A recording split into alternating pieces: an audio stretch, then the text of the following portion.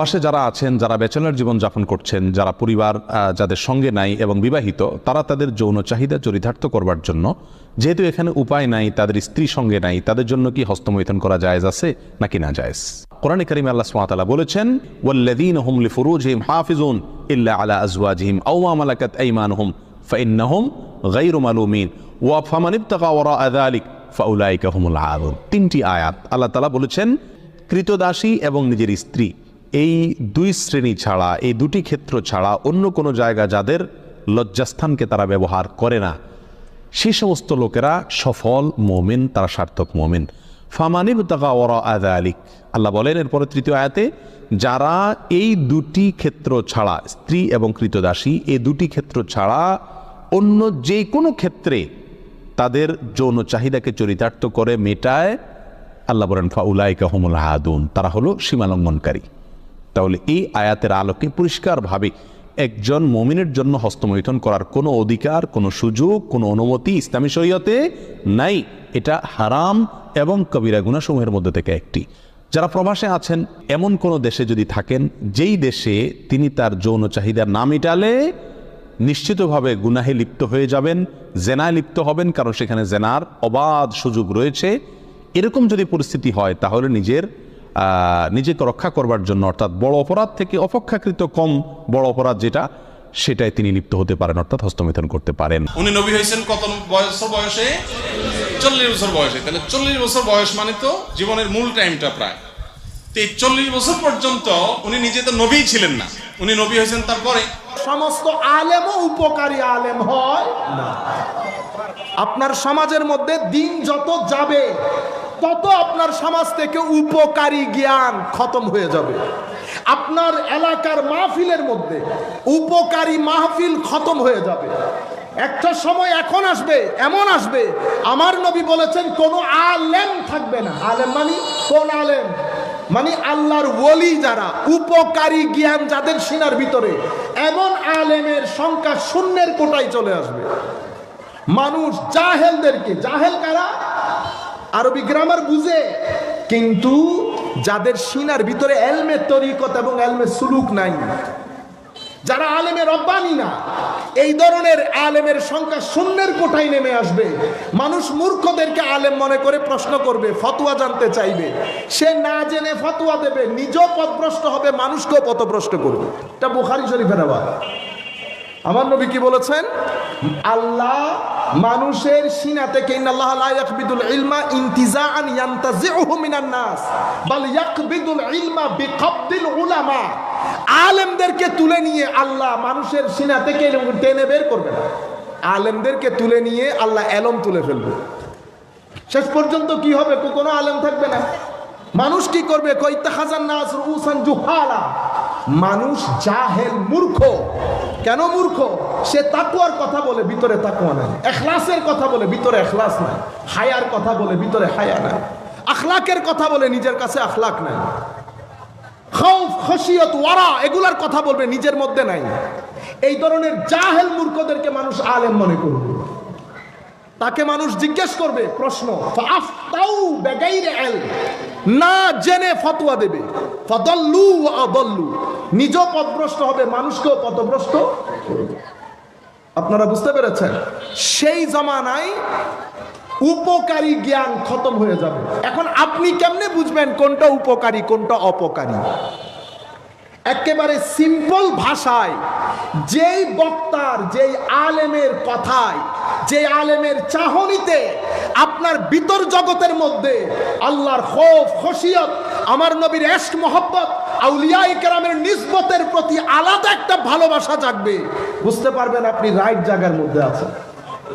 যদি কোনো মাহফিলের মধ্যে কোনো আলেমের বক্তব্যের বক্তার বক্তব্যে ঘৃণা, হিংসা, ফতোয়া, ইদার কাবাত ইদার উদার কাবাত, হাসি, মজাক, ভিতরে তাকওয়া, পরহেজগারি, ইশক, আদব এগুলা জাগরিত হবে না, এটা আপনার জন্য রাইট মাহফিল, আপনার জন্য রাইট মাহফিল নয়। যাই হোক, যেটা বলতে চেয়েছিলাম, তো নবুয়তের ক্ষেত্রে আমার নবী সাল্লাল্লাহু আলাইহি ওয়াসাল্লামকে আল্লাহ কি করেছেন? একেবারে পিক, নবুয়তের পিকের মধ্যে নবীকে রেখেছেন।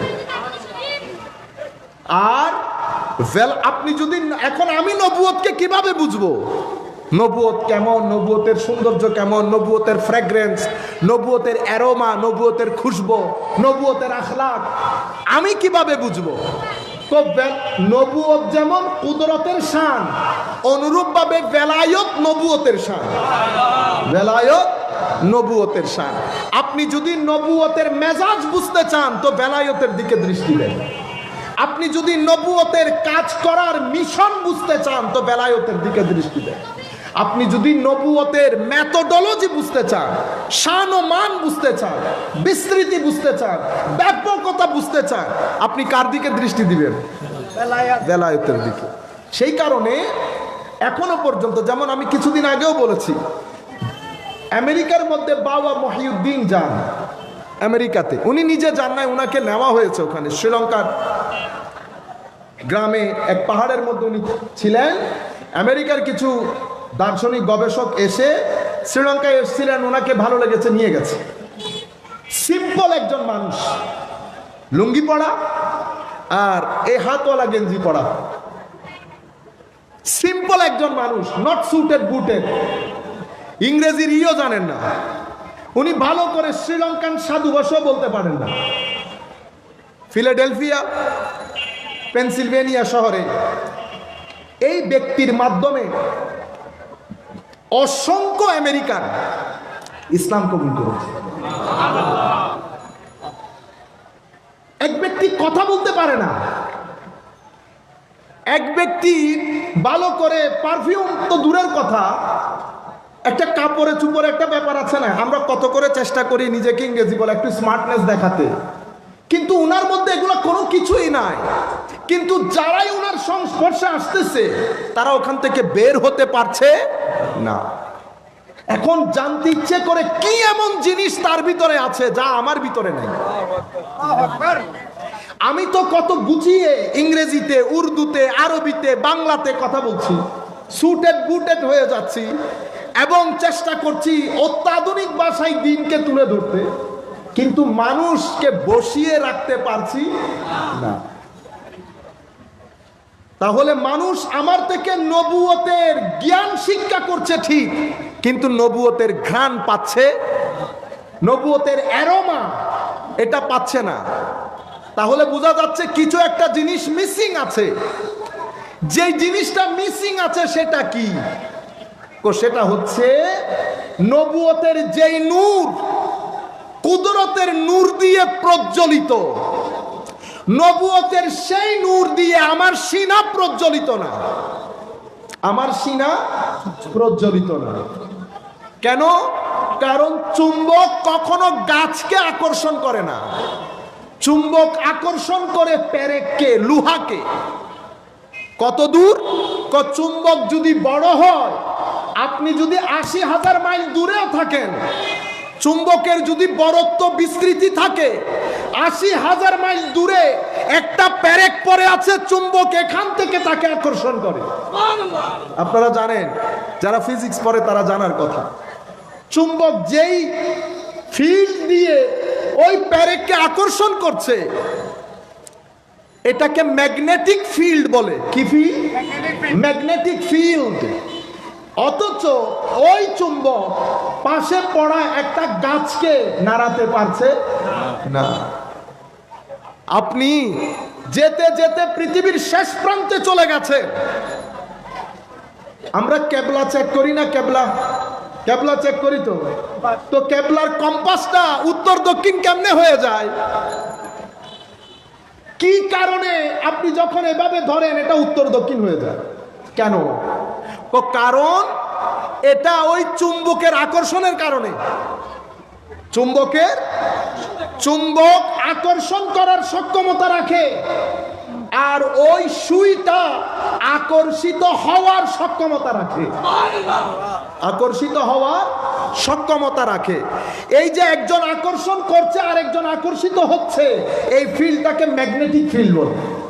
সেই কারণে আপনি একেবারে নর্থ এন্ডের মধ্যে চলে গেছেন সাউথ এন্ডের মধ্যে, সেই জায়গার মধ্যে সুই চুম্বকের কারণে আকর্ষিত হচ্ছে।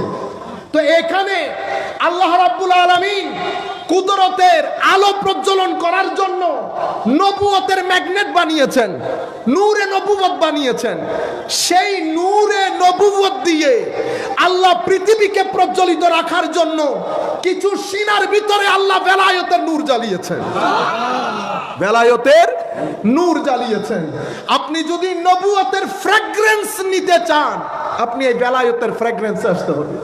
আপনি নবুয়তের অ্যারোমা নিতে চাইলে বেলায়েতের অ্যারোমার মধ্যে আসতে হবে।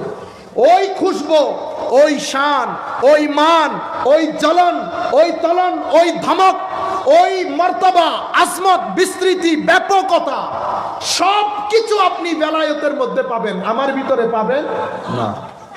আপনারা বুঝতে পেরেছেন? কারণ নবুয়ত যিনি গ্রহণ করেছেন উনি পড়ে পড়ে নবী হন নাই, উনি পড়ে হয়েছেন, পড়ে হন নাই। তো সেই কারণে উম্মি শানে উম্মিয়ত। খবরদার কখনো বেয়াদবি করবেন না। এটা বলে যে লিখতে পড়তে জানতেন, এগুলা কখনো বলবেন না। কিছু জায়গা থেকে আমাদেরকে এগুলা খাওয়ানো হচ্ছে, কারণ কিছু প্রশ্ন তো ভেরি ইজি প্রশ্ন, আপনারা ঘায়েল হয়ে যান। খবরদার এই কথাগুলো কখনো বলবেন, এটা নবুয়তের শানে যায় না। আল্লাহর পরে আল্লাহর দুনিয়ার মধ্যে আমার নবী সবচেয়ে বড় জ্ঞানী। তো যাকে আল্লাহ সবচেয়ে বড় জ্ঞানী করেছেন উনি লিখতে পড়তে জানতেন না, এটা হ্যাঁ। কাফেরদের মজলিসে যখন বসবো তখন আমরা বলবো আমার নবী লিখতেও জানতেন না, পড়তেও জানতেন না। কেন? কারণ তখন ওই কোরআন, নতুবা সে বলবে জানতে পড়তে নিজে লিখে ফেলছে, বলবে না? কিন্তু এখন মুসলিম সমাজের মধ্যে মুসলমানদের মজলিসে বসে আমার নবীর শানে আজমতকে তুলে ধরতে হবে, নতুবা সাধারণ মানুষ ভুল বুঝবে। এটা তো একটা হিকমত, একটা হিকমত। এক ব্যক্তির কাছ থেকে যদি আমার নবী শিখতেন, সেই ব্যক্তি আমার নবীর শিক্ষকে পরিণত হতো না।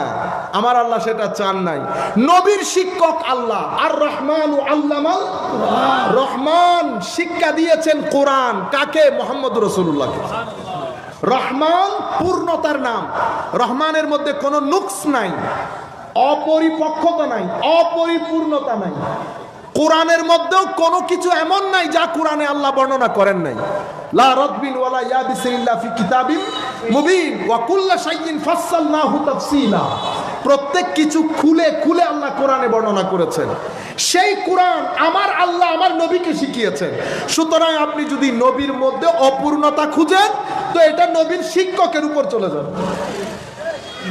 আপনারা বুঝতে পেরেছেন? সেই কারণে নবীর শিক্ষাও সিনাই সিনাই আবার আল্লাহ সিনার ভিতরে ঢেলে দিয়েছে। আর বেলায়েতের শিক্ষা বইয়ে বইয়ে না, কোথায়? Sinai Sinai. সেই কারণে এই এক বাবা মহিউদ্দিন গিয়ে পুরা আমেরিকার মেইন স্ট্রিম সোসাইটি, শত শত হাজারে হাজারে লোক ইসলাম কবুল করেছে। আপনি জামাত ইসলাম করেন, আপনি অন্য যে কোনো দল করেন, আপনি গুগল করেন, বাবা মহিউদ্দিনকে বের করেন। আপনি আমাকে বলেন কোন বলে বলিয়ান হয়ে ওনার মাধ্যমে দ্বীনের এই প্রচার সম্ভব হয়েছে? আপনারা আমরা মিলে হাজার হাজার বছর ধরে, শত শত বছর ধরে, যুগের পর যুগ দ্বীনের দাওয়াত দিচ্ছি। মুসলিম মিল্লাতের মধ্যে মানুষকে মুসলমান করা তো দূরের কথা, ফিতনা ফাসাদ বাদে কিছু করতে পেরেছি? কিছু করতে পারি না। কিন্তু এক বাবা মহিউদ্দিন গিয়ে শত শত লোক ইসলাম কবুল করেছে। আপনারা বুঝতে পেরেছেন? তো এখন আপনি যদি বেলায়েতকে বুঝতে চান, নবুয়তকে বুঝতে চান, কোথায় আসতে হবে? বেলায়েতের ক্ষেত্রে আপনি বাবা মহিউদ্দিন, আপনি এই যে আমাদের মালিক শাহ রহমতুল্লাহ আলাই, মালিক শাহ রহমতুল্লাহ আলাই, কে আসেন নাই? কোন মন্ত্রী যায় নাই মালিক শাহর দরবারে? বুঝতে পেরেছেন? আমরা মন্ত্রীর দরবারে দৌড়াই, মন্ত্রী অলির দরবারে দৌড়ায়। এই হচ্ছে ফারাক, এই হচ্ছে ফারাক। আরো যারা স্থানীয়ভাবে আলেম ওলামা আল্লাহর ওলিরা কাজ করেছেন, মাইজবান্ডার দরবার শরীফে হযরতে গৌসে মাইজবান্ডারি কেবলা কাবা রহমতুল্লাহ আলাই, বাবা গুলামুর রহমান মাইজবান্ডারি কেবলা কাবা রহমতুল্লাহ আলাই, ওনারা যেই সোসাইটির মধ্যে নিজের গ্রিপ জমিয়েছেন, মানুষকে যেভাবে, ওনারা তো সাধারণ মানুষ না, ওনারা তো দ্বীন প্রচার প্রসারের জন্য ওলি বানিয়েছেন। কি বানিয়েছেন? ওলি। কোন স্কুল আল্লাহ কোন কারণে খুলেছেন আমরা জানি না। আপনারা বুঝতে পারছেন? তো এখন নবুয়ত যদি বুঝতে চান বেলায়েতের কাছে আসতে হবে। তো নবীদের মধ্যে আমার নবীর নবুয়ত যেমন সবচেয়ে বেশি বিস্তৃত, অনুরূপভাবে ওয়ালিদের মধ্যে হুজুর গৌসুল আজমের বেলায়েত সবচেয়ে বেশি বিস্তৃত। আমার নবীর নবুয়ত যেমন নবুয়তের আকাশের পিকের মধ্যে, হুজুর গৌসুল আজম আব্দুল কাদের জিলানীও বেলায়েতের আকাশে, উনার বেলায়েতের মকাম সেই জায়গায় রয়েছে যেই জায়গায় নবুয়তের আকাশে আমার নবীর নবুয়ত রয়েছে। আমার নবীর উম্মত যেমন বেশি, হুজুর গৌসুল আজমের মুরিদও তেমন বেশি। আমার নবী মুজিজা যেমন বেশি, হুজুর গৌসুল আজমের কারামাতও তেমন বেশি। কেমন বেশি? এখন এই যুগের মধ্যে যেহেতু এটা একটা জড়বাদী যুগ, কি যুগ? জড়বাদী যুগ। জড়বাদী যুগ যতক্ষণ পর্যন্ত নিজের চোখে না দেখে ততক্ষণ পর্যন্ত কিছু জিনিস বিশ্বাস করতে চায় না। জড়বাদী যুগের মধ্যে ইমোশন থাকে না, মহব্বত সেকেন্ডারি হয়ে যায়, সম্মান সেকেন্ডারি হয়ে যায়, স্নেহ করা সেকেন্ডারি হয়ে যায়। আমার নবী আমাদেরকে শিখিয়েছেন বড়দেরকে সম্মান না করলে, ছোটদেরকে স্নেহ না করলে সেই ব্যক্তি আমার উম্মত নয়, আমার উম্মত নয়। কিন্তু ম্যাটেরিয়ালিস্টিক দুনিয়া সেটা বুঝে না। ম্যাটেরিয়ালিস্টিক দুনিয়ার মেজাজ, প্রকৃতি, গতি, চলার ধরন সবকিছু ইমোশনাল দুনিয়ার চেয়ে ভিন্ন। ম্যাটেরিয়ালিস্টিক দুনিয়ার মধ্যে আত্মীয়তা সেকেন্ডারি। ম্যাটেরিয়ালিস্টিক দুনিয়ার মধ্যে গরিবের প্রতি সহানুভূতি, সহযোগিতা এগুলো সেকেন্ডারি ইস্যু। ম্যাটেরিয়ালিস্টিক দুনিয়ার মধ্যে আমি আসল, আগে আমি দৌড়াদৌড়ি, প্রতিযোগিতা, এটা হচ্ছে ম্যাটেরিয়ালিস্টিক জড়বাদী দুনিয়ার পরিচিতি। এখানে সবাই লাফালাফি করে, সবাই দৌড়াদৌড়ি করে, সবাই নিজেকে নিয়ে ব্যস্ত। আরেকজন মরে যাক, উল্টে যাক, কোনো খেয়াল। গরিব ঘরের মধ্যে হাসপাতালে, গরিব ঘরের মধ্যে এক একজন এক একভাবে কষ্ট পাচ্ছে, আমি সেদিকে তাকাচ্ছিও না। কেন? কারণ জড়বাদী যুগ প্রত্যেকেই নিজেকে নিয়ে ব্যস্ত এমন ভাবে থাকে, আরেকজনের খেয়াল রাখার কোনো ফুরসত নাই। কিন্তু আমার নবী যেই সমাজ দিয়েছেন সেই সমাজ আবার এরকম না। সেই সমাজের নিয়ম কি? সেই সমাজের ভিত্তি হচ্ছে মহব্বত, সম্মান এবং সহযোগিতা।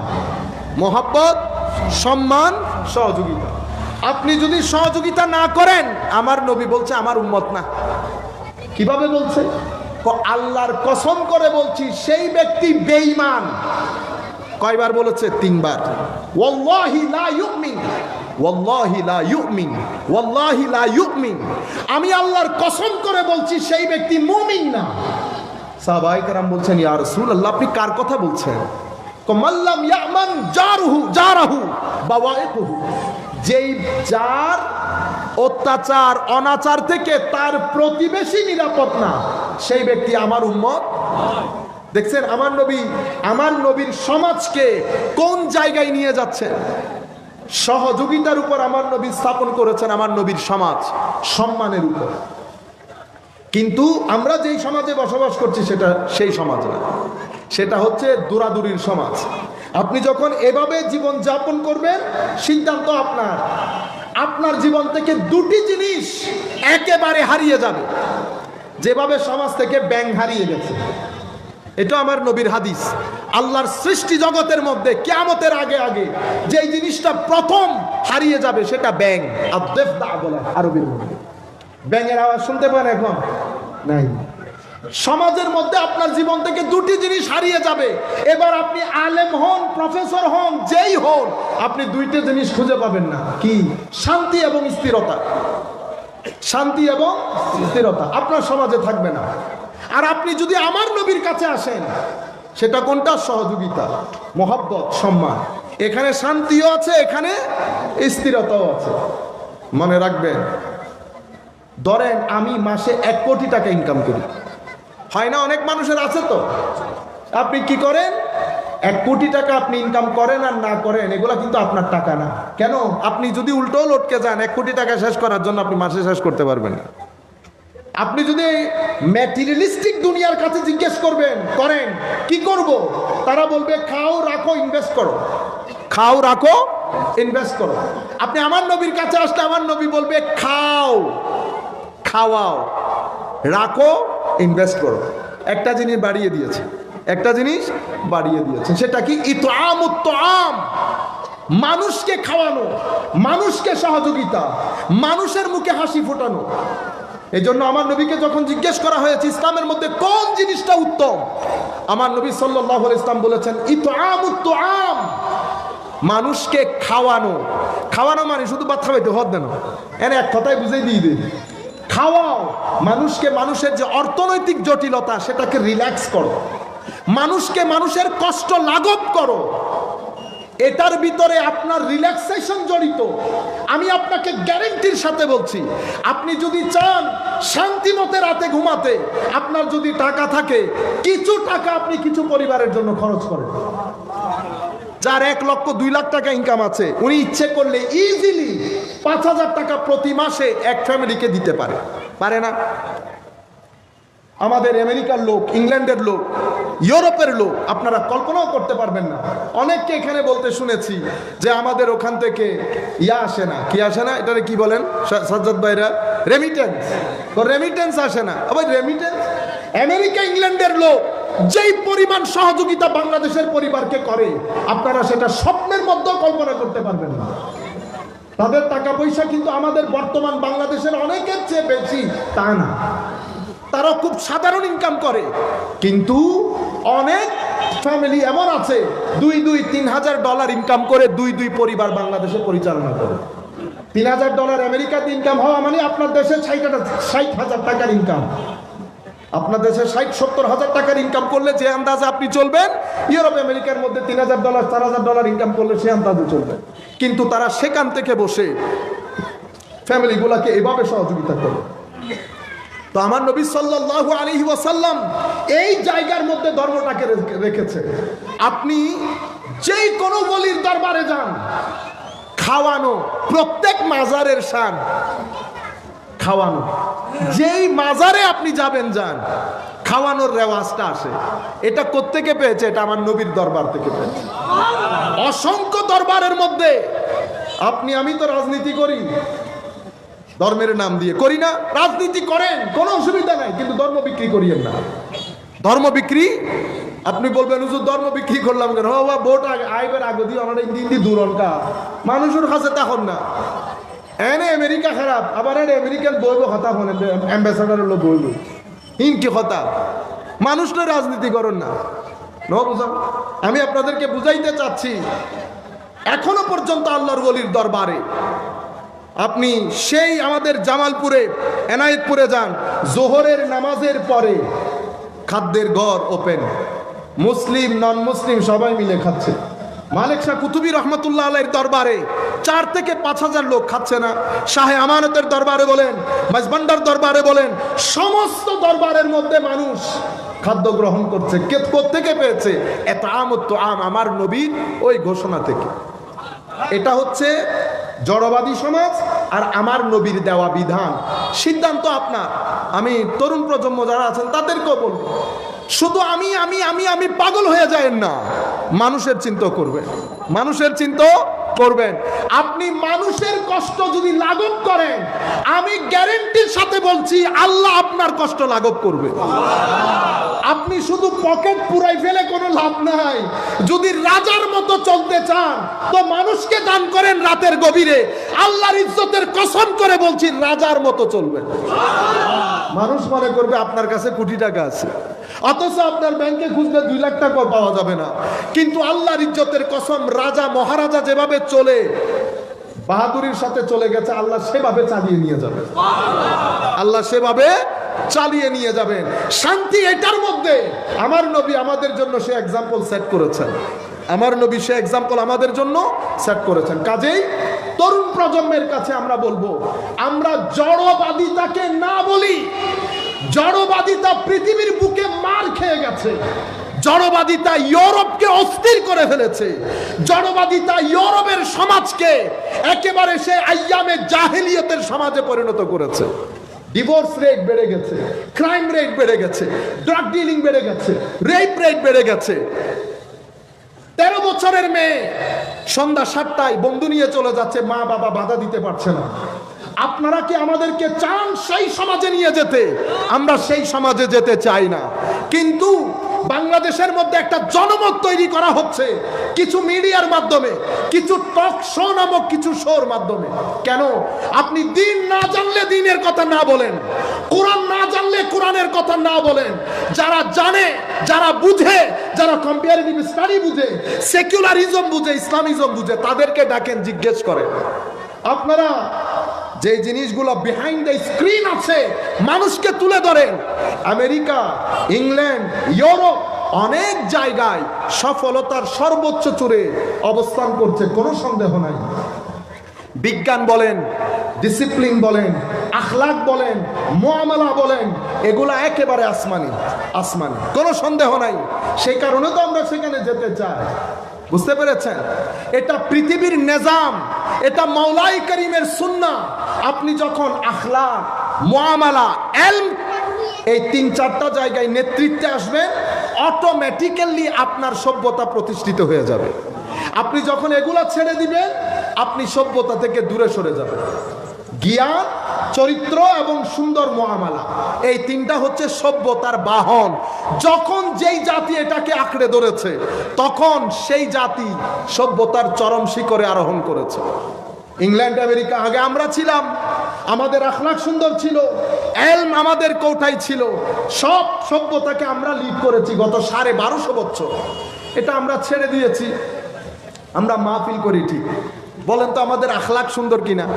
আমাদের আখলাক সুন্দর না, আমাদের জ্ঞান গরিমা নাই, আমরা মুখের কথা সুন্দর না, আমরা অহংকারী, আমরা মানুষকে ঠকাই, আমরা দাড়ি টুপি রেখে হোটেলের মধ্যে হেন কোনো জিনিস নাই মানুষকে খাওয়াচ্ছি না। আপনারা বুঝতে পেরেছেন? ব্যবসার নাম দিয়ে ঠকবাজির এক বাজার গরম করেছে। 2 দিনে পয়সাওয়ালা হওয়া ইম্পসিবল। আপনারা বুঝতে পেরেছেন? যখন দেখবেন 3 দিনে পয়সাওয়ালা হয়ে গেছে, যখন দেখবেন যে কোনো ফ্যাক্টরি, যে কোনো ব্যবসা, এটা হতেই পারে না আপনি 3 দিনে পয়সাওয়ালা হয়ে যাবেন।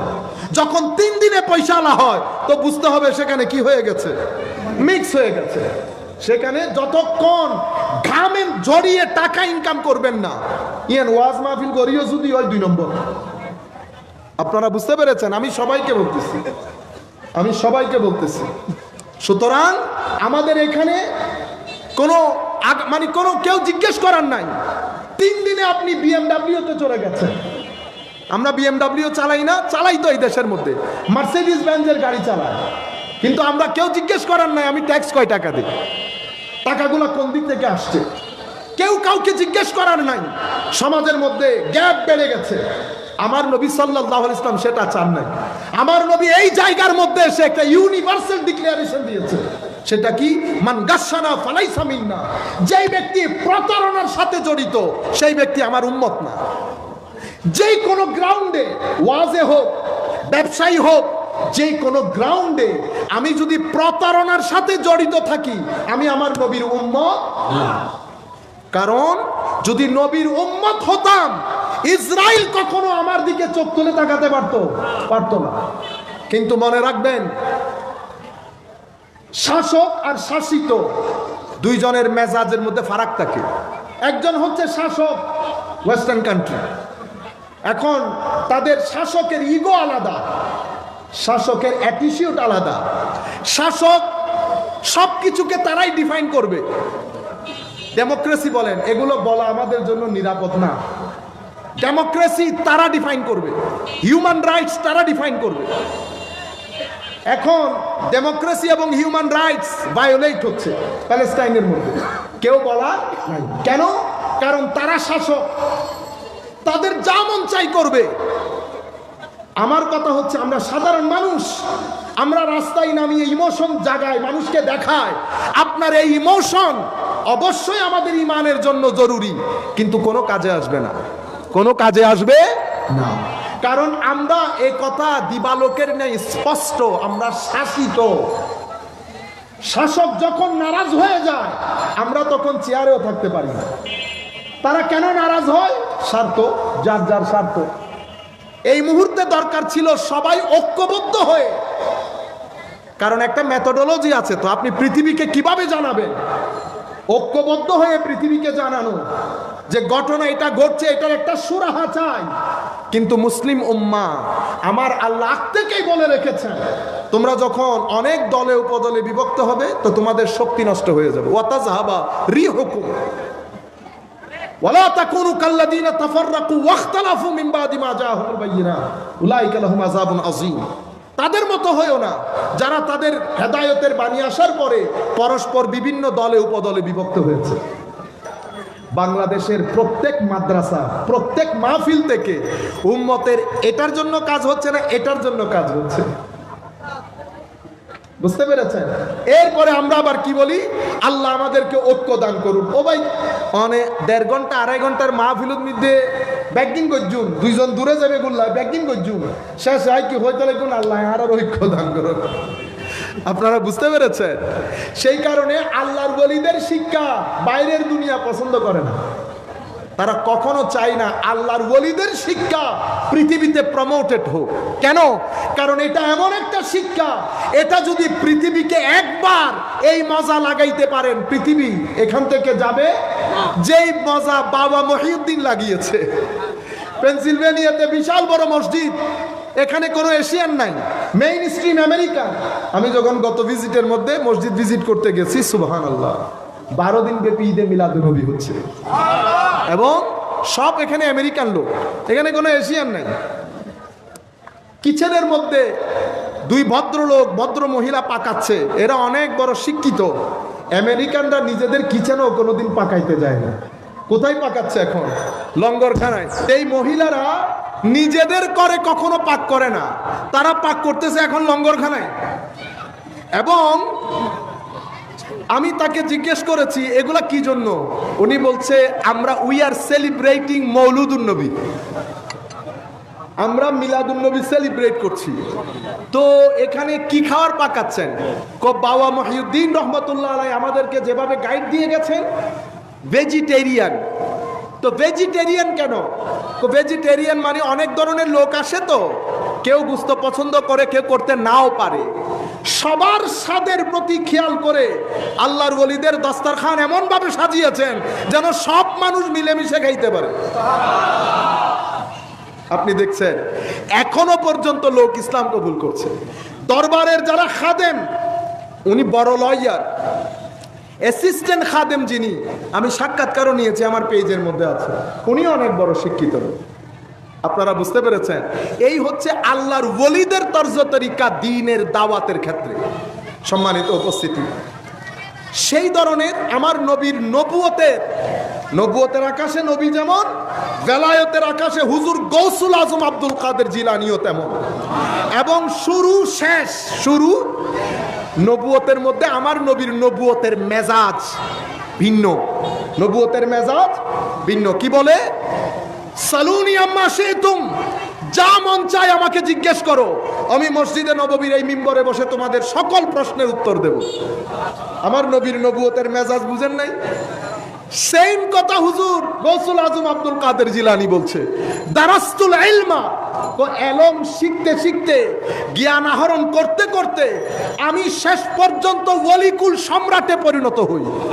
হাত্তা সিরতু কুতুবা, শেষ পর্যন্ত আমি ওলিকুল সম্রাটে পরিণত হই। তো আমার নবীর নবুয়তের মেজাজ, নবুয়তের জগতে যেমন, হুজুর গৌসুল আজমের বেলায়েতের জগতে ইনার বেলায়েতের মেজাজও তেমন। আমার নবীর নবুয়তের ভিন্নতা, বিশালত্ব, বিস্তৃতি যেমন। এক ব্যক্তি এসে বলতেছে, ইয়া রাসূলুল্লাহ সাল্লাল্লাহু আলাইহি ওয়াসাল্লাম, আমি ইসলাম কবুল করব, কিন্তু শর্ত আছে। কি শর্ত? আপনি যদি এই বৃক্ষের ঢালকে আহ্বান করে আপনার কাছে আনতে পারেন, আমি ইসলাম কবুল করব। আমার নবী বলছেন, তুমি গিয়ে বলো আমি ডাকছি, তুমি গিয়ে বলো আমি ডাকছি। আসছে, এটা দেখুন ইসলাম কবুল করেছেন। আমার নবী সাল্লাল্লাহু আলাইহি ওয়াসাল্লামকে চন্দ্র দ্বিখণ্ডিত করতে বলা হয়েছে, করেছেন। আমার নবীর ইশারা দিয়েছে সূর্য আবার অস্তমিত উদিত হয়েছে। আমার নবী সাল্লাল্লাহু আলাইহি ওয়াসাল্লাম কোন সাহাবীর ঘরে গেছেন, সামান্য 2 জনের খাওয়া শত সাহাবীকে আমার নবী খাইয়ে দিয়েছেন। এটা নবীর নবুয়তের মেজাজ। আবার আমার নবী সাল্লাল্লাহু আলাইহি ওয়াসাল্লামের একটা এলমি মেজাজ আছে। আমার নবী নম্রতা, ভদ্রতা, উদারতা, বিশেষ করে 2টা জিনিস, জ্ঞান এবং চরিত্র। এইটা 2টা জিনিসের ক্ষেত্রে বিস্তৃতির কোনো শেষ নেই। অনুরূপভাবে বেলায়েতের জগতে হুজুর গৌসুল আজম আব্দুল কাদের জিলানী রাদিয়াল্লাহু, আমরা আমাদের বক্তব্যের একেবারে শেষ পর্যায়ে, আর 10 মিনিটের মধ্যে আমরা শেষ করে দেব। হুজুর আমার নবীর ক্ষেত্রে বলা হচ্ছে ওয়া ইন্নাকা লা আলা খুলুকিন আযীম। আমার নবীর দ্বীন, আমার নবীর চরিত্র, আমার নবীর স্বভাব, আমার নবীর মেজাজ, আমার নবীর প্রকৃতি সব কিছু মহান। হাদিসে পাকের মধ্যে আমার নবী বলছেন আসকাল মা ইউদাউ ফিল মিজান আল খুলুক আল হাসান। আপনার মিজানের পাল্লায় সবচেয়ে ভারী জিনিস যেটা হবে সেটা সচ্চরিত্র, উত্তম চরিত্র। উত্তম চরিত্র কি? উত্তম চরিত্র হচ্ছে ধৈর্য। কি জিনিস? ধৈর্য।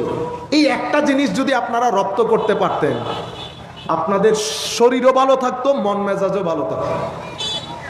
আমি আমার বয়সী, আমার চেয়ে কম বয়সী যারা আছেন, আজকে থেকে যদি আমরা এটার উপর একটু সময় দেই, ধৈর্য ধারণ করা, ধৈর্য ধারণ করলে 2 ধরনের লাভ, বরং 3 ধরনের লাভ। একটা, শারীরিকভাবে অনেক উপকার পাবেন আপনি, শারীরিকভাবে রিল্যাক্স থাকবেন। যারা ধৈর্য ধারণ করে তাদের মন মেজাজ অনেক বেশি বক্র হয় না, উগ্র হয় না, অস্থির হয় না। কিন্তু একটু প্র্যাকটিসের মধ্যে আনতে হয়। সপ্তাহ, 10 দিন, 15 দিন, 20 দিন যখন হজম করবেন, হজম শক্তি বেড়ে যাবে। আপনারা অনলাইনের মধ্যে আমাদেরকে গালি অনেকে দিচ্ছে না, দেয় কিনা বলেন না? আমরা কোনোদিন জবাব করেছি, উত্তর করেছি? তো আমরা আপনাদের কি মনে হয় আই সিটা আমার বাইরের না আয় কিন্তু বোধ নানার গোষ্ঠীর দিক দিক, বাবার গোষ্ঠীর দিক দিক দোনো মিককে দি ডান্ডা আলা কি আলা বোধ ডান্ডা আলা, আপনি কল্পনা করি না পারিব।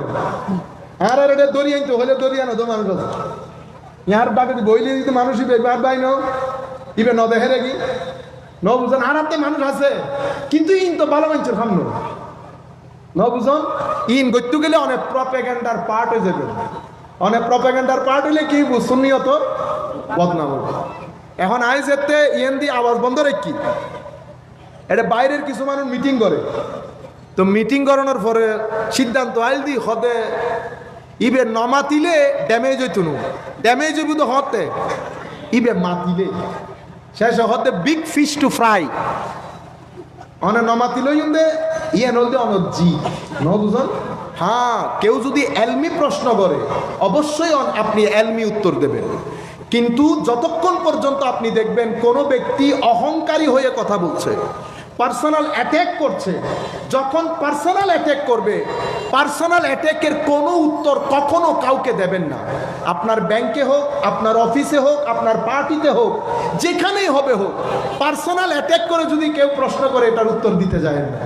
ইমাম গাজালি বলছেন সেটার উত্তর যদি তুমি দাও তো আগুনের মধ্যে কেরোসিন তেল ঢালার মতো হবে। এটা আরো কি করবে? স্টিগেট করবে, এসকেলেট করবে, দুঃখে পড়ে যাবে। চুপ থাকা, সেই কারণে বলেছে চুপ থাকার ফজিলত কি? যেই ব্যক্তি চুপ থাকে আল্লাহ তাকে হিকমতের জ্ঞান দান করেন। যেই চুপ থেকেছে সে বেঁচে গেছে। হ্যাঁ, কেউ যদি এলমি কোনো কথা বলে ভদ্রতার সাথে আপনার আন্ডারস্ট্যান্ডিংটা তুলে ধরেন, জাতি উপকৃত হবে। কিন্তু আপনি এখানে যদি আমিত্বের বহিঃপ্রকাশ করেন, আপনি যদি অহংকার করেন, আপনি যদি কাউকে পার্সোনালি অ্যাটাক করেন, তো এটার মাধ্যমে বদনাম হয়, কখনো সুনাম হয় না। আপনারা বুঝতে পেরেছেন? এই জন্য হুজুর গৌসুল আজম আব্দুল কাদের জিলানী রাদিয়াল্লাহু তাআলা আনহু সহ কোন আল্লাহর ওলি কখনো কোনো সমালোচনার জবাব দেন নাই, এলমের জবাব দিয়েছে। ইমামে আজম আবু হানিফা রাদিয়াল্লাহু তাআলা আনহু সহ সমস্ত আইম্মায়ে কেরাম অনেক বেশি সমালোচনার সম্মুখীন হয়েছেন, কোনো সমালোচনার জবাব করেন নাই, কিন্তু কোনো এলমি প্রশ্নের উত্তর কখনো না দিয়ে রাখেন নাই। সমালোচনা পার্সোনাল হচ্ছে কিভাবে বুঝবেন? সেখানে পার্সোনাল অ্যাটাক থাকবে, মূল সাবজেক্টের উপর বক্তব্য থাকবে।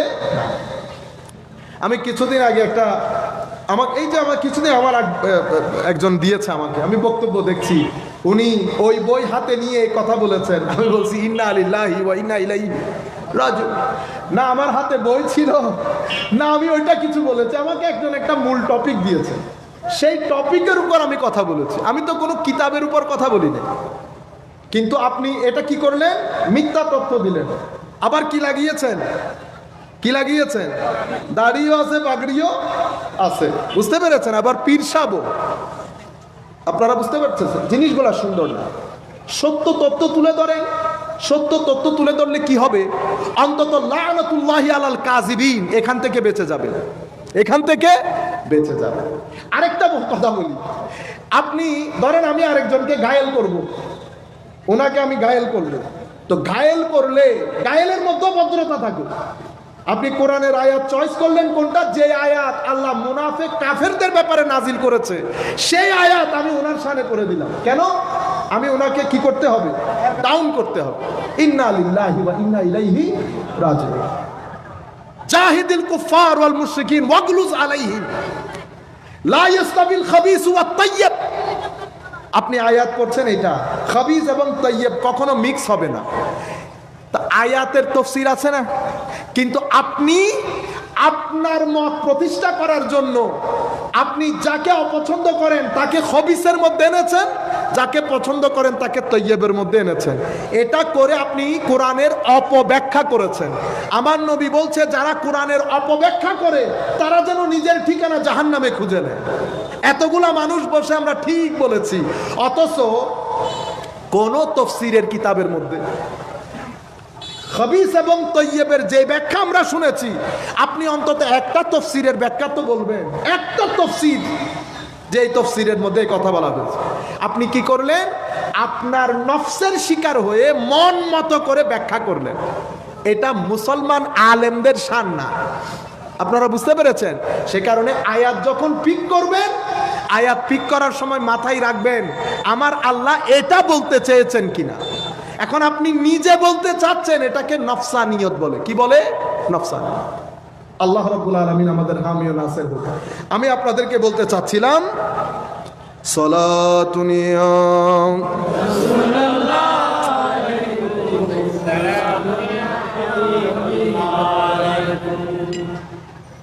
যে রহমত কুন নজর बर हाल ज़रम या रसूल अल्लाह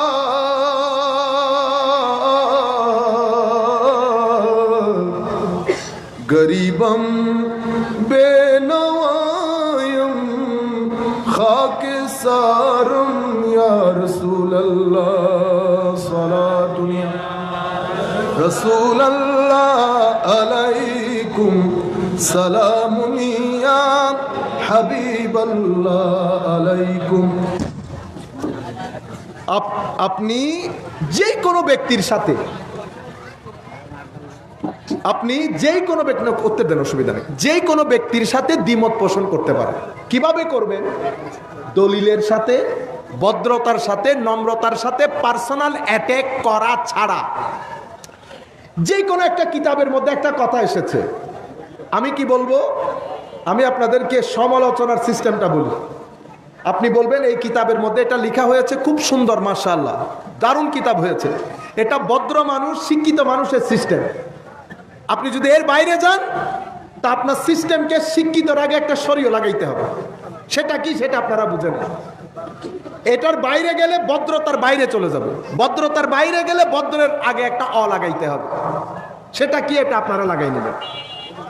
সিস্টেম হচ্ছে, অমুক একটা কিতাব লিখেছেন, সেই কিতাব আমরা পড়েছি, কিতাব সাবজেক্ট ম্যাটার, অমুক, দলিল সব কিছু সুন্দর হয়েছে মাশাআল্লাহ, তবে সেই কিতাবে মেনশনকৃত অমুক পেজের অমুক জিনিসের সাথে আমি অতীব সম্মানের সাথে দ্বিমত পোষণ করছি। কেন দ্বিমত পোষণ করছি, নাম্বার 1 এই কারণ, নাম্বার 2 এই কারণ, নাম্বার 3 এই কারণ। বুঝতে পেরেছেন? এখন আমার জন্য একটা সুবিধা হলো কি, আমি ওনার দ্বিমত পোষণের কারণগুলা পড়লাম, পড়ে এটার উপর আমি আমার জবাব লিখলাম, তাইলে জ্ঞানের দরজা খুলতে শুরু করেছে। এটা হচ্ছে ভদ্র মানুষ, শিক্ষিত মানুষের নিয়ম। কারণ আপনি যেই দুনিয়াতে বসবাস করেন সেই দুনিয়ার শিক্ষিত ভদ্র মানুষগুলো এভাবে একাডেমিক আলোচনা করে। আপনি এর বাইরে গেলে কিরকম হবে? অমুকে কিতাব লিখি ইয়েন লিখে দে সরাসর কত ভ্রষ্টতা কাফের অমুক ইয়েন কিনলেন দিয়া ইয়েন শিক্ষিত মানুষের আগে দিয়ে লাগাই দিউন, ভদ্র মানুষের আগে দিও কি লাগাই দিউন দে ও লাগাই কি জন। যেই সমাজের মধ্যে আপনি বসবাস করছেন এটা সায়েন্সের এত বেশি তরক্কির জমানা যে সায়েন্স এখন চিন্তা করতে বাধ্য করছে পৃথিবীকে যে বিজ্ঞানের এই যুগে ধর্মের কোনো প্রয়োজন আছে কিনা। সায়েন্স মানুষকে ওই জায়গায় নিয়ে গেছে এমন একটা জমানার মধ্যে আপনার কথাবার্তা বক্তব্যের মধ্যে যদি বৈজ্ঞানিক, সিস্টেম্যাটিক, রেশনাল, একাডেমিক না হন তো কি মনে হবে? মানুষ কি মনে করবে? আপনাকে মোল্লা নাম দিয়ে দেবে। কি নাম দিয়ে দেবে? মোল্লা, ব্যাকওয়ার্ড। আপনি আমার নবীর দ্বীনের হুরমত নষ্ট করে দিয়েছেন। আপনারা বুঝতে পেরেছেন? সেই কাজগুলো আমাদেরকে আউলিয়ায়ে কেরাম শিক্ষা দেন নাই। হুজুর গৌসুল আজম আব্দুল কাদের জিলানী রাদিয়াল্লাহু আনহু আপনি দেখেন 470 হিজরিতে ওনার জন্ম। কয়শত? 470 হিজরিতে জন্ম হুজুর গৌসুল আজম আব্দুল কাদের জিলানী। জিলান শহরের জন্ম, ইরানের। উনি তিন দিক থেকে আপনি বড় যখন হচ্ছেন আপনি পরবর্তী সময়ে পরে আসেন, মূল কাজ কারা করেছে আপনি দেখেন। আপনার পরিবার, আপনার সন্তানের বর্ধন ক্রিয়ার ক্ষেত্রে, বড় করার ক্ষেত্রে, প্রতিপালনের ক্ষেত্রে একটা বড় ভূমিকা রাখে। হুজুর গৌসুল আজমের ক্ষেত্রেও তাই। পরিবার কি? এটাকে বলে নসব, আপনার বংশ পরিক্রমা, বংশধারা। উনি মা এবং বাবা দুইজনের দিক থেকে হাসানি এবং হোসাইনি, তো রক্তের একটা মেজাজ আছে না? আচ্ছা, এরপরে আপনি মা এবং বাবা, বিশেষ করে মার দিক থেকে উনি হযরতে আব্দুল্লাহ সাউমাই রাদিয়াল্লাহু তাআলা আনহুর নাতি, তৎকালীন যুগের বিখ্যাত আল্লাহর ওলি। আপনি খামির যখন তৈরি হচ্ছে দেখছেন না কিভাবে খামির তৈরি হচ্ছে। মা হযরত সাউমাই রাদিয়াল্লাহু তাআলা আনহুর কন্যা। কোন ঘরে? যেই ঘরে সাউমাই রাদিয়াল্লাহু তাআলা আনহু যেই ঘর থেকে বেলায়েতের আলো জ্বালিয়েছে সেই ঘরে বড় হয়েছেন হুজুর গৌসুল আজমের আম্মা জান। সুবহানাল্লাহ। বাবা বিশ্ববিখ্যাত তখনকার বরেণ্য আল্লাহর ওলি। সাউমাই রাদিয়াল্লাহু তাআলা আনহু কি যে কোনো একজনের হাতে নিজের মেয়েকে তুলে দিয়েছেন? তুলে দেন নাই। আমার আল্লাহ হুজুর গৌসুল আজমের জন্য এভাবে পরিবার তৈরি করেছেন। এটাকে বলে বংশধারার ক্ষেত্রে তরবিয়তে সালেহার জন্য উন্মুক্ত একটা উর্বর পরিবার হুজুর গৌসুল আজমকে দান করেছেন আল্লাহ। আপনারা বুঝতে পেরেছেন? এর পরবর্তীতে হুজুর গৌসুল আজম আব্দুল কাদের জিলানী রাদিয়াল্লাহু তাআলা আনহু ঘরের মধ্যে তিনটা জিনিস কমন ছিল: জুহুদ, তাকওয়া এবং ইবাদা। এই তিনটা গড়ের মধ্যে কমন ফিচার ছিল। জুহুদ মানে কি? জুহুদ মানে গড় অনেক নির্লোভ, স্থির, গভীর জলের পুকুরের মতো, গভীর জল একদম স্থির। আপনারা পুকুরের বিস্তৃতি দেখেন নাই? সুন্দর, একেবারে দারুণ পানি, দেখলে মন ভরে যায় না? হুজুর গৌসুল আজমের পরিবারের মধ্যে তিনটা জিনিস: নির্লোভ, ইবাদত এবং তাকওয়া। তাকওয়া মানে আল্লাহ যা পছন্দ করেন এই ঘরের মধ্যে এমন প্রত্যেক কাজকে ব্যান করা হলো। তাইলে একদিকে নসব, বংশ পরিক্রমা, বংশধারা, আরেকদিকে ঘরের এই মেজাজ, দুইটা হয়ে গেছে। আরেকদিকে তরবিয়তে সালেহা মানি বাকায়দা ভিতর এবং বাহিরকে, হুজুর গৌসুল আজমের ভিতর এবং বাহিরকে প্রশিক্ষণ দিয়ে দিয়ে বড় করা। তাইলে শুধু সিডস না তো। আপনি বলছেন আম অনেক মিষ্টি, আপনি আম মিষ্টি তো বহুত পরের কথা, এটার এই যে বীজ থেকে আপনি বড় করা ব্যাপার আছে না? তিনটা জিনিস পাইলেন। এরপরে হুজুর গৌসুল আজম আব্দুল কাদের জিলানী রাদিয়াল্লাহু তাআলা আনহু যখন এই তিনটা জিনিস পেয়ে বড় হতে শুরু করেছেন, 18 বছর উপনীত হয়েছে। মা সবকিছু মনিটর করছে, বাবা অল্প বয়সে ইন্তেকাল করেছে। উনি যেখানে যান কেন যেন গায়েব থেকে কেউ একজন বলে উঠে, আব্দুল কাদের তোমাকে যেই কাজ তুমি করছো সেই জন্য তোমাকে পাঠানো হয় নাই। উনি ঘরে চলে আসেন, ওনার কারণ তরবিয়ত পেয়ে তো ভিতর এবং বাহির, তখন হুজুর গৌসুল আজম বেলায়েতের রাস্তায় চলে এসেছে। নজরের মধ্যে তখন ইনফ্লুয়েন্স করা, ইম্প্যাক্ট করার মতো সক্ষমতা তৈরি হয়ে গেছে। একদিকে হযরত সৌমাই রাদিয়াল্লাহু তাআলা আনহুর কন্যা, ওনার আম্মা জান 18 বছর বয়সে উনি যখন আপিল করলেন, কারণ উম্মতে মুসলিমার খেদমত আজকে হাজার বছরে পৃথিবীর সিনাগুলাকে প্রজ্বলিত করার আল্লাহর যে অ্যাসাইনমেন্ট হুজুর গৌসুল আজমকে দান করেছেন, এই অ্যাসাইনমেন্ট কাঁধে নিয়ে, মায়ের দোয়া নিয়ে উনি বের হলেন। বের হওয়ার পরে মা তো মা, সৌমাই রাদিয়াল্লাহু তাআলা আনহুর কন্যা না, উনি তো জানেন রাস্তার মধ্যে কি ঘটনা ঘটবে, উনি আগ থেকেই জানতেন। না হলে উনি কেন বললেন যে আব্বা মিথ্যা বলবা না, সবসময় সত্য কথা বলি, এটাকে বলে as-sidq। এই কারণে আপনি দাওয়াতের ক্ষেত্রে, তাবলীগে দ্বীনের ক্ষেত্রে সিদক যদি মিনিমাম আপনার মধ্যে না থাকে, আপনি দ্বীনের দাওয়াত দিতে পারবেন না, ব্যবসা হবে। কি হবে? ব্যবসা হবে, দ্বীনের দাওয়াত হবে না। এই সিদক হুজুর আমাদের নবী মুহাম্মদুর রাসূলুল্লাহ সাল্লাল্লাহু আলাইহি ওয়াসাল্লাম দাওয়াতের কাজ শুরু করার আগে কি হয়ে গেছে? as-সাদিকুল আমিন, সত্যবাদী। হুজুর গৌসুল আজম ওই নবুয়তকে তুলে ধরার জন্য যেই শান দরকার, সেই বেলায়েতের মালিক, ওনাকে ওনার আম্মা প্রথম শিক্ষা দিলেন as-সিদক। সিদক মানে কি?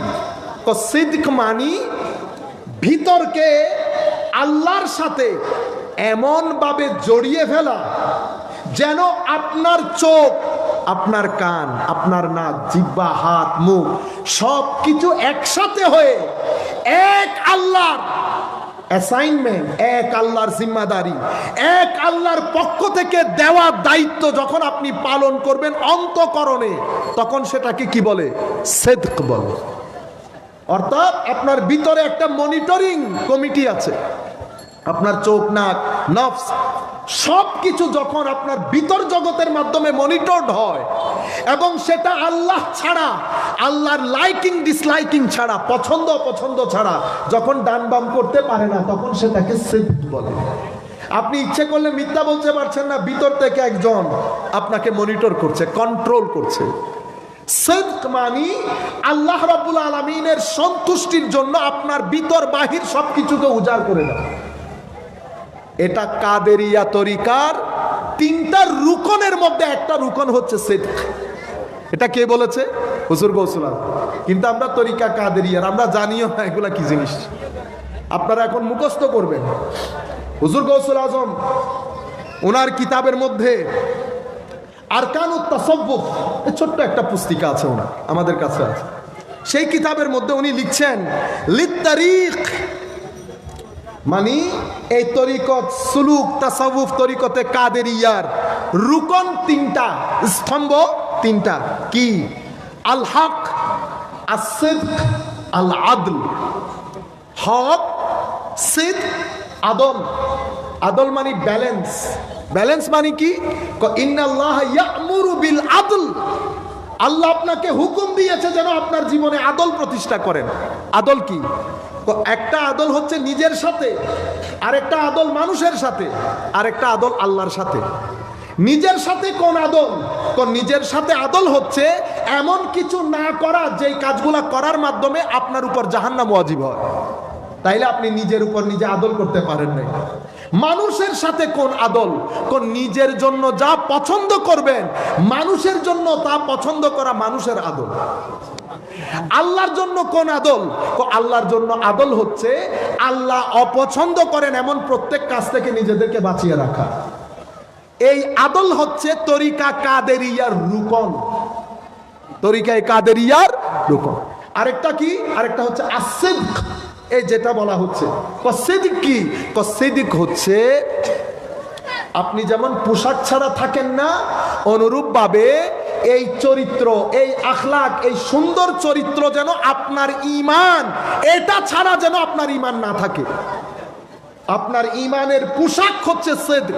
জীবনে যেখানে যাবেন যান, আল্লাহ রসুল খেয়াল করে অন্তঃকরণে আল্লাহ নারাজ হন, আল্লাহ অপছন্দ করেন।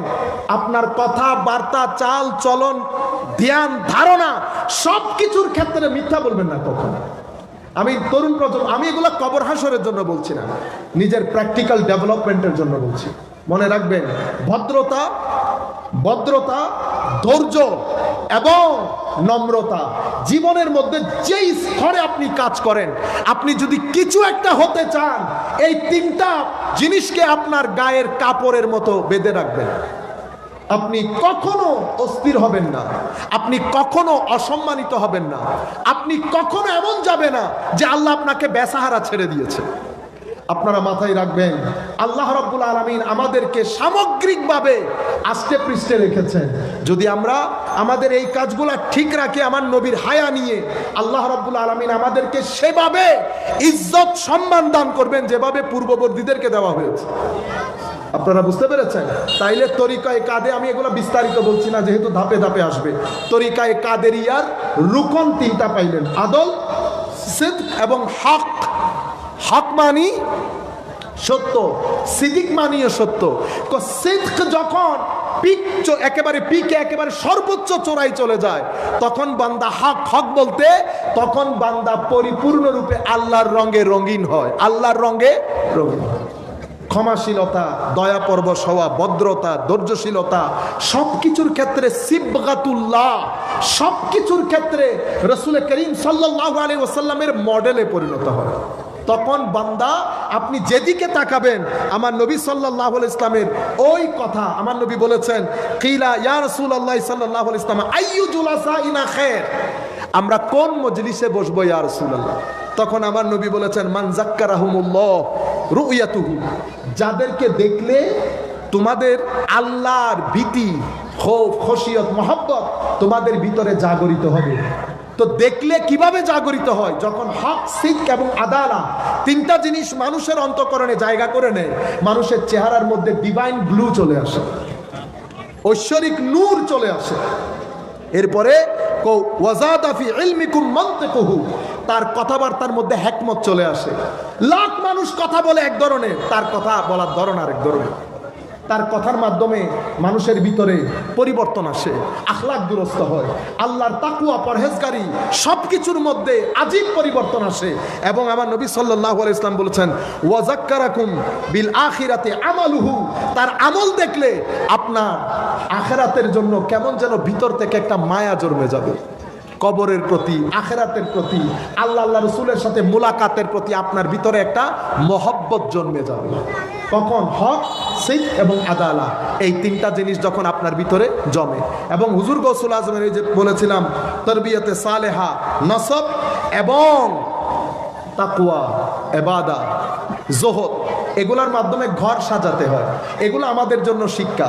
আমরাও যদি আমাদের পরিবারের মধ্যে ঘর সাজাতে চাই, এই ইবাদত দিয়ে, কোরআনের তিলাওয়াত দিয়ে, জিকির দিয়ে, দরুদ দিয়ে, মানুষকে সহযোগিতা দিয়ে ঘরের মধ্যে একটা মাহল তৈরি করতে হবে।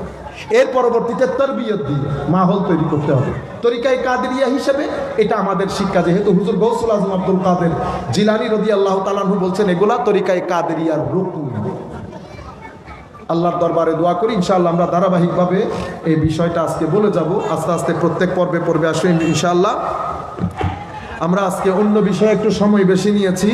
কিছু বিষয়ে আপনাদেরকে সজাগ করা, অ্যাওয়ারনেস দেওয়া বড় জরুরি ছিল বিদায় আমরা চাচ্ছি অন্তত ওই বিষয়টা যদি আপনারা বুঝতে পারেন, তাহলে এটা আমাদের আজকের সার্থকতা। আপনারা এইটা নিয়ে কিছুদিন দরকার হলে কলেজ ইউনিভার্সিটিতে যারা পড়েন, একটু স্টাডি করেন প্রপাগান্ডা। সুতরাং আপনারা ফেসবুক ইউজ করার ক্ষেত্রে অনেক সাবধানতা অবলম্বন করবেন, আর অতিমাত্রায় এগুলাতে সময় দিয়েন না, এগুলো আপনাদেরকে বরবাদ করে দেবে। কিছুদিন আগে আমরা একটা মেডিকেল ক্যাম্প করেছি। সে মেডিকেল ক্যাম্পের মধ্যে চর্ম রোগীর ডাক্তার ছিল, মেডিসিন ছিল, শিশু রোগ ছিল, চক্ষু বিশেষজ্ঞ ছিল। আপনারা জানেন সবচেয়ে বেশি রোগী কিসের? অথচ বাংলাদেশের আবহাওয়া হিসেবে চর্মরোগের রোগী বেশি হওয়ার কথা, চোখের না। আমাদের এখানে যথেষ্ট সবুজ এখনো রয়েছে, কিন্তু আমাদের এখানে রোগী বেশি চোখের। আপনারা শরীরের হেফাজত অন্তত করেন। আপনি অতিমাত্রায় যদি মোবাইল ইউজ করেন, আপনার চোখ নষ্ট করবেন, ব্রেন ড্যামেজ করবেন, আস্তে আস্তে আপনি খিটখিটে মেজাজের হয়ে যাবেন, আপনি পরিবার নিয়ে শান্তিতে থাকতে পারবেন না। কেন পারবেন না সেটা আপনি ভালো করে জানেন। আল্লাহর ওয়াস্তে, আল্লাহর ওয়াস্তে, এখন ডায়াবেটিস হলে আপনি সকালে উঠে দৌড়াবেন না? দৌড়াবেন তো। মনে রাখবেন, হুজুর গৌসুল আজম আব্দুল কাদের জিলানী রাদিয়াল্লাহু তাআলা আনহু বলছে, মানুষের ভিতরে বালা মুসিবত ঢুকে তিনটা জায়গা দিয়ে, তার মধ্যে একটা জায়গা হচ্ছে চোখ। মনে রাখবেন, আপনার জীবনে গুনাহ যত বেড়ে যাবে, আপনার জীবনে অশান্তি তত বেড়ে যাবে। আপনি বালা মুসিবত থেকে নিজেকে রক্ষা করতে পারবেন না। আপনি কবরের বিষয় না, এগুলো হাসরের বিষয় না, দুনিয়ার বিষয়। আপনি লিখে রাখবেন, যত বালা মুসিবত আপনি ওয়েলকাম করতে চাইবেন, আপনি এগুলোর মধ্যে সময় বেশি দিবেন। সুতরাং আমি আপনাদেরকে যেটা বলবো, বর্তমান সময়ে নামাজ একটা বড় নিয়ামত আমাদের জন্য। যদি শুধু আমি শারীরিক ক্ষেত্রে, দুনিয়াবি ক্ষেত্রে চিন্তা করি, সুতরাং নামাজ মিস করবেন না। আপনি যদি স্থির থাকতে চান, নামাজ মিস করিয়েন না। কোরআনের তিলাওয়াত করতে অভ্যস্ত হওয়ার চেষ্টা করেন। কোরআনের তিলাওয়াত আপনার অন্তরের জন্য মহা ওষুধ। জিকির করার বৃহস্পতিবার রাতে, সোমবার রাতে কিছুক্ষণ বসে বাসার মধ্যে দরুদ শরীফ পড়েন। বেশি বেশি নাচ শোনা অভ্যস্ততা ঘরের মধ্যে মাহল তৈরি করে। ছেলেদেরকে এগুলা শিকার, নতুবা ছেলেরা বরবাদ হয়ে যাবে, নতুবা ছেলেরা বরবাদ হয়ে যাবে। যেইভাবে ডিপ্রেশন আমাদের সোসাইটির মধ্যে বেড়ে যাচ্ছে, এটা আমাদের জন্য মহামারীর চেয়েও বড় মহামারী, মহামারীর চেয়েও বড় মহামারী। এগুলা আমরা কেউ এগুলা লুক আফটার করার সুযোগ পাচ্ছি না, এগুলার দিকে কেউ আমরা চেষ্টাও করতেছি না কাজ করার জন্য। আমরা সবাই বিল্ডিং বাঁধার ক্ষেত্রে, আপনি বিল্ডিং বাঁধেন, কিন্তু বিল্ডিংয়ের ভিতরে শান্তি থাকতে হবে তো। মনে রাখবেন, আপনার শরীরের ভিতরে একটা কলব আছে, এটা শান্তি হলে সব শান্তি। আপনার বিল্ডিংয়ের মধ্যে একটা রু আছে, ওইটা শান্তি থাকলে বিল্ডিং শান্তি, নতুবা 10 কোটি টাকার বিল্ডিং বাইন্দা কোনো লাভ নাই। মনে রাখবেন, ইবাদতের দিকে আসেন, জিকির ইলাহির দিকে আসেন, মানুষকে সহযোগিতা করেন। এলাকার মধ্যে গরিব গুরাবা যারা আছে, তাদেরকে আপনার সাধ্য মতো সহযোগিতা করেন, যতদূর আপনি পারেন। মানুষের সাথে সদ্ব্যবহার করেন, তু মে করা বন্ধ করেন, গালিগালাজ করা বন্ধ করেন। এগুলার মাধ্যমে আপনার সমাজ কলুষিত হবে, আপনি নিজে কলুষিত হবেন। আমরা যারা 15 বছরের ছেলে আছে, এখান থেকে এরা বড় হচ্ছে 15 বছরের ছেলেগুলা, এদেরকে দিয়ে আমরা সুন্দর একটা বাংলাদেশ গড়তে পারবো যদি আমরা ঠিক হই। কিন্তু আমরা যদি চাই এলে চলো, অসুবিধা নেই, যারা যেই মনে হোক খাবো, বরবাদ। একটা হোটেলে গিয়ে আপনি একটা পরোটা খাইতে পারছেন না, আবার আপনি বলতেছেন আপনি হাজি সাহেব। লজ্জা হওয়ার কথা। এগুলা তো থুতু ছিটানোর চেয়ে নিকৃষ্ট। এদের তো ব্যান করে দেওয়ার দরকার সোসাইটির মধ্যে। এদের জানাজার মধ্যে দাঁড়িয়ে সাক্ষী দেওয়া দরকার, আল্লাহ এই জালেমকে তুলে তুমি আমাদের উপর বড় ইহসান করেছো। সমাজের মধ্যে যদি এই ধরনের দুই একটা পানিশমেন্ট আসে, সমাজ সংস্কার হয়ে যাবে অটোমেটিক্যালি। একটা ছেলেকে আমরা একটা দুধ খাওয়াইতে পারি না, দোকানের মধ্যে গিয়ে কোন নাম্বারই ডালে আল্লাহ পাক জানে। আবার সেই ঈদে মিলাদুন নবীর মধ্যে পয়সা দেয়। আপনাদের যাদের পয়সার মধ্যে 10 নাম্বারই 12 নাম্বারই পয়সা, ঈদে মিলাদুন নবী পয়সা দেওয়া থেকে বিরত থাকবেন। এবং যারা মিলাদুন নবীর মাহফিল করেন, তাদেরকেও বলবো, আপনারা তো জানেন সোসাইটির মধ্যে কার ঘরের মধ্যে নালার পানি ঢুকতেছে জানেন না? সেই ঘরের মধ্যে মাহফিলের পয়সা, মসজিদের পয়সা নেওয়া বন্ধ করে দেয়। আপনারা যদি বন্ধ করেন, অন্তত আমাদেরকে দাওয়াত দেওয়া বন্ধ করে দেন। আমরা কিন্তু বুঝি, আমরা বক্তব্য যেই দেয় সে জিনিসগুলা ইজিলি বুঝতে পারে। যখন আমি বক্তব্যের মজা পাবো না, আমার কথাগুলার মধ্যে ছন্দ তৈরি হবে না, তো বুঝতে হবে এখানে 2 নাম্বারই ঢুকছে। এখানে আমরা বাফেলোর মধ্যে একটা জিকির মাহফিল করতেছি, কিরে এত রাতে কোনো মজা নাই, ভিতর থেকে আসে না। পরে আমি আর না পেরে বলছি লাইট বন্ধ করে দেন। বন্ধ করে বলছি, এখানে যদি কেউ এরকম থাকেন যারা আমাদের ব্যাপারে বিদ্বেষ রাখেন, জিকির মাহফিলের ব্যাপারে বিদ্বেষ রাখেন, লাইট বন্ধ করা আছে, কেউ কাউকে দেখতেছি না, বের হয়ে যান। কিন্তু লজ্জার কারণ উনি বের হয় না, কোনো স্বাদ নাই। মাহফিলের পরে আমার যিনি আয়োজক, উনি আমাকে আবার বলছেন, হুজুর আই মাফসায় হল তারা ইনুনি তাল্লাই বেশি টিঙ্গে থই বলে হদুজুর আই মাফসায় মানুষ আর বন্ধুই অমুক দল করে, তুই বের একা ডেল ইস্যু হদুজুরি ব্যস্ত চাই। আপনারা বুঝতে পারছেন, এই জিনিসগুলা ইম্প্যাক্ট করে। মসজিদের মধ্যে চাঁদা নেওয়া বন্ধ করে দেন। কিন্তু আজীব বিষয়, আমরা ওই টাকা পয়সা যেদিকে ঢুকি, আর নিজের ঐক্যে অমুক সাপ সমুক সাপ নবুঝ সেই কারণে এই ধরনের টাকাওয়ালা, কারণ টাকা হয়ে গেছে, লাখ যুবক তারা কি হয়, মিসগাইডেড হয়। তারা চিন্তা করে যেভাবে হোক টাকা পকেটে ঢুকানো দরকার, টাকার মধ্যে সম্মান, টাকার মধ্যে সম্মান। আমি আপনাকে আল্লাহর দোহাই দিয়ে, রসুলের দোহাই দিয়ে, কোরআনের দোহাই দিয়ে আমি আপনাকে বলছি, কখনো আপনার না এমন টাকা পকেটে ঢুকাবেন না। আমি ইউথকে বলছি বিশেষ করে, যেই টাকা আপনার না সেই টাকা পকেটে ঢুকাবেন না। সেই টাকার মাধ্যমে ব্যাংক বড় হবে, আপনার জীবন থেকে শান্তি খতম হয়ে যাবে। আপনি আমার নবীর তর্জ তরিকার বিরুদ্ধে বৃদ্ধাঙ্গুলি দেখিয়ে জমিনের মধ্যে শান্তিতে থাকবেন, এটা হতে পারে না। আপনার যেই টাকা সেই টাকা রাখবেন। 1 টাকার মধ্যে আমি আপনাকে গ্যারেন্টি দিয়ে বলছি, আর কিভাবে বলবো, 1 টাকার মধ্যে লক্ষ টাকার বরকত পাবেন, লক্ষ টাকার বরকত পাবেন। ভাত খেতে বসেছেন, বিসমিল্লাহ করে আল্লাহর ওয়াহদানিয়ত খেয়াল করে, আমার নবীর রিসালাত খেয়াল করে বরকতের জন্য খাদ্য গ্রহণ করেন, একবারে দুমদারা কাহাই বেউসনা দেখতো ন বুঝো। এগুলো আসে, এগুলো সমাজ থেকে হারিয়ে যাচ্ছে। সেই কারণে মাহফিলতে 2 নাম্বারই টাকা নিবেন না, মসজিদের মধ্যে 2 নাম্বারই টাকা দিবেন না, এবং যাদের কাছে 2 নাম্বারই টাকা আছে তারা আল্লাহর ওয়াস্তে আপনার টাকা এখানে ঢেলে পুরো মাহফিলকে কলুষিত করবেন না, পুরো মাহফিলকে। এবং মাহফিল কমিটিও হুঁশ করা দরকার, মাহফিল কমিটিও হুঁশ করা দরকার। যদি টাকা না থাকে ভাইরাল বক্তা আনার কোনো দরকার নাই, ভাইরাল বক্তা আনার কোনো দরকার নাই। কেন? মনে রাখবেন, মাহফিলের দরকার রসম রেওয়াজের জন্য না, হাকিকত। আমার নবীর এশক মহব্বত নিয়ে মাহফিল করেন, 2 জন আসুক আর 10 জন, ধরেন 1 লাখ মানুষ হয়েছে এখানে, কি লাভ আপনার বলেন তো? কবরে জিজ্ঞেস করবে যে তোমার মাহফিলে মানুষ কয়জন এসেছে? না, 2 জনের তরবিয়ত হোক, 10 জনের তরবিয়ত, মানুষ যদি শিক্ষা পায় যথেষ্ট। 2 জন হোক আর 10 জন হোক। আল্লাহ রাব্বুল আলামিন আমাদের হামি ও নাসির হোক। মওলাই করিম আমাদেরকে কবুল করুক। আপনারা যারা আমাদেরকে দাওয়াত করেছেন আপনাদেরকে ধন্যবাদ জানাই।